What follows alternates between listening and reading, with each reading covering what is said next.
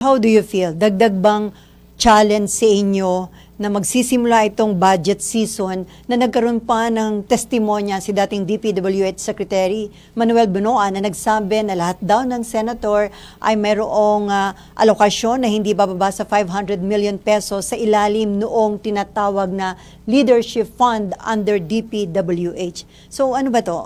Parang as Chairman ng Committee on Finance, malaking hamon ba sa inyo para patunayan sa publiko na ang dating kasi kapag dahil si Bunoa naharap sa kaso, ang dating sa publiko, lahat ng umano'y may ganong klase ho ng pondo, nagkaroon ng insertion of amendments, parang negative ang dating sa publiko. Alam mo, Ate Sally, una-una sa lahat, tinanong ko kay Senate President Winian. Sabi niya, alam mo, as far as I'm concerned, wala akong ganyan. Wala akong alam sa ganyan. Mm-hmm. Ako rin po, first time akong hawak ng finance at magiging talagang part ng leadership na may kinalaman sa finance ay wala ho tayong gagawin. Ito yung reforma natin, ipagpapatuloy natin yung sinimulan po ni Senate President Win Gatchalian. We will practice transparency at yung isang taon pa, sinimulan na yan, open ang hanggang sa BICAM ay open lahat ng hearing. So any information will be readily available. Tsaka, Ate Sally, ilang beses natin sasabihin, the power of the purse is with Congress. Kaya nga tayo nagkakaroon ng budget hearings, ay meron pong mga ahensya, departamento na may nabawasan, may nadagdagan, so nag-aapila po iba at tayo po bilang mga kinatawan, doon natin sinisiyasan kung sino yung kinakailangan dagdagan at kung sino yung binabawasan.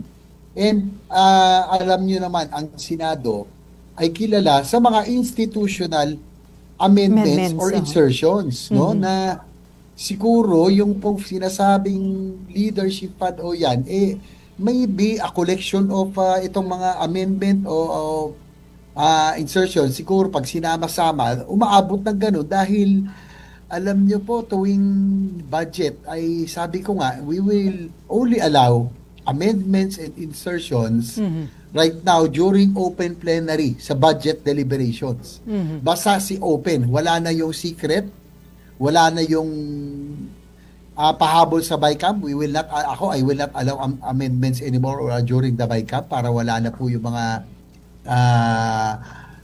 biglaan na lang sinisingit. So, palagay ko, Sally, ay yun po yun. No? Kung sakali man, hindi ko inaintindihan dahil first time kong hahawakan at sabi rin ni si SP Win Gatchalian, as far as he is concerned, nung siya po ay finance chairman, walang leadership fund na tinatawag. Sabi nga niya, never daw niya na-encounter yon. So, ano to, kathang isip po ba ito ni Bunoan? Well, alam mo, Ate Sally, nung una-una, nung narinig natin allocables, na nung buhay pa si Yusek Cabral, nung lumabas po yan sa hearing, lahat kami sa Senado, kahit ako, hindi ko alam ang ibig sabihin ng allocables eh. First time ko narinig yan na encounter, yung pala yung pre-budget insertion sa ginagawa ng Kongreso na hindi po namin alam at hindi po kami familiar talaga, no? It's something alien to us, ika nga. So, kaya nga nangyayari, sinasabi nila pagkatapos ng BICAM, lumabas yung GAB, sa Senado daw ang malaki ang nadadagdag kasi nga wala kami nung itinatawag na allocables.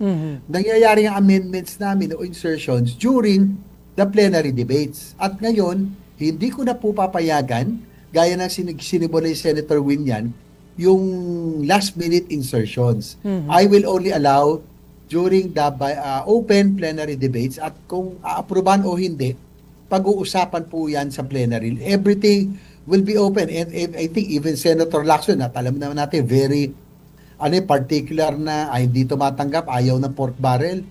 Sa kanya, tanggap niya, basta po nasa open daw yung amendments. At I think, there are good amendments, Ate Sally. No? Halimbawa po, nanggali po ako ng Cebu kamakailan. Yung kanilang healthcare system, kailangan ho natin tulungan, yung kanilang hospital facilities. At nanggaling ako doon, kausap ko yung governor, kausap ko si mayor, at naghihingi ng tulong para mag-improve yung healthcare facilities nila. I will make the necessary insertion or proposal no sa amendments. And kung aprobahan ng body at walang kumontra, di nakatulong ho tayo. And that's part of our job. Ate Selly, lalo na po yung mga ganun na tinatawag na institutional amendments ay unang kailangan ho natin gawin at lalo na kami pag umiikot, lalo ako, ang advantage ko, Ate Selly, yan naman, umiikot po ako ng buong Pilipinas. Nanggaling po ako ng Maguindanao del Sur, Maguindanao del Norte, no? Yung mga farm area na bihira mapuntahan. Humihingi rin sila ng tulong sa healthcare facilities. Sila, Governor Pastura, first time pumunta dyan ng Senado na as a new province. Ang layo-layo na pinuntahan, may dala ho sila folder, papatulong. Parang ang hirap naman hong tablahin ng mga taong ganito na talagang gumawa ng effort at talagang kung makakatulong naman, talagang tutulungan ho natin. And I will make the necessary amendment during the open plenary. No? So, yan naman po ang aking pong commitment to improve and everything will be done in open and it will be transparent, Sir, Ate Selly. sa tingin nyo, makabubuti na magkaroon ng public hearing ang Senate tungkol sa naging pahayag ni Bonoan para direktang maipaliwanag niya sa publiko na wala kaming ganyan na allocation from the leadership fund at wala kayo nakikita doon na pondo na sinasabing leadership fund o enough na po yun yung mga pahayag nyo in public, yung manifestation nyo sa plenary tungkol dito? Well, depende sa liderato kung kinakailangan pa. Kaya lang, sa ngayon, napakasikip na ho ng schedule. May impeachment, may plenary session kami. Ngayon, papasok na August 27, 28. We will start with the DBCC. Ako po namang problema rito dahil chairman ako ng finance. Kung paano ko maipapasok yung schedule ng budget committee hearings. No?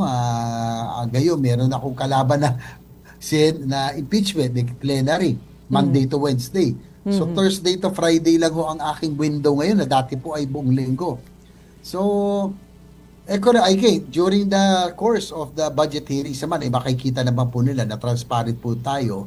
At again, kung meron mang amendment, siguro ay meron sila siniset aside na cap na lang per or kaya average per senator na mukhang ganito lumaabot yung napapa-aproba nila in amendment. Siguro, baka po yun, hindi ko sigurado, pero sa ngayon, I reiterate, we will only accept or consider amendments or insertions during open plenary debates. No? Wala na po tayong last minute bycam insertions na tatanggapin.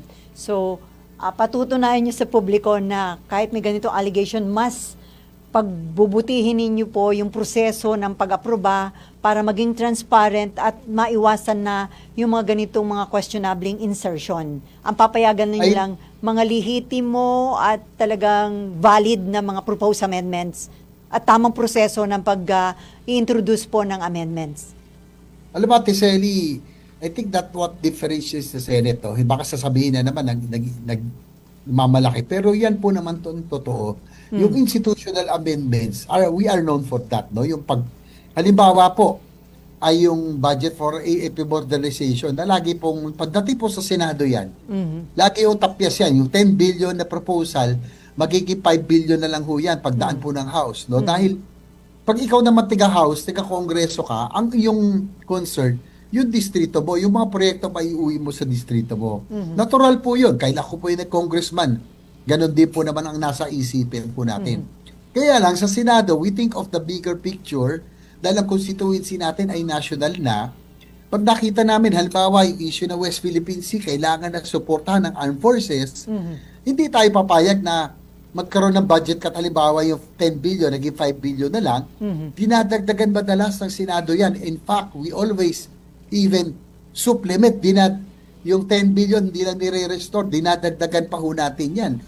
Like last year, what's the biggest ever budget for the AFP modernization at 40 billion and 30 billion for the program and unprogram funds, no? So, ito yung mga institutional amendments na talagang kung titignan nyo, talagang by the billions kasi po talagang yan yung nilalagay ho namin. Halimbawa po, advokasya mo, state education, state universities and colleges, yung sa UP, PUP o anumang state colleges sa mga probinsya, humingi ng mga building at iba pa, pag ginawa mong amendment yan, malaki rin ho yun, mahal din ho yun. Kaya malaki ang lumalabas na amendment sa senador.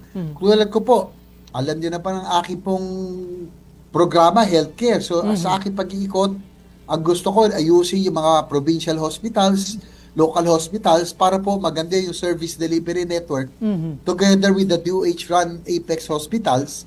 Malalaking halaga rin po yun.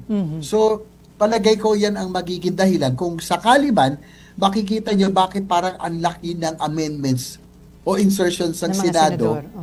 Oo, dahil po marami kaming institutional amendments dahil po naayon sa amin po mga programang sinusulong o mga PET programs to. In my case, universal healthcare, kaya ito, lahat ng ospital, makakaasa kayo, talagang lalago ang amendments ko about the hospital improvements, no, itong sa darating na budget hearings o budget season.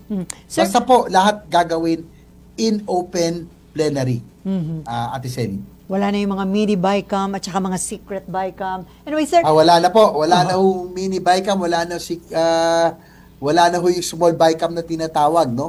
Lahat po will be in open. Kaya nga yung BICAM debates last year, umabot ng 5 araw yata, almost 1 week. Na dati ay half day lang, pirmahan lang. Kaya lang ngayon, dahil na transparent na tayo, maraming hindi kumbaga, kailangan pag-ayusin yung magkaroon ng compromise ang House at ang Senado dahil nga magkaiba. Madalas, ang pananaw may national, meron pong parokyal. So, kailangan magkaroon ng ng common ground, no? So to speak, habang magkakaroon ng BICAM.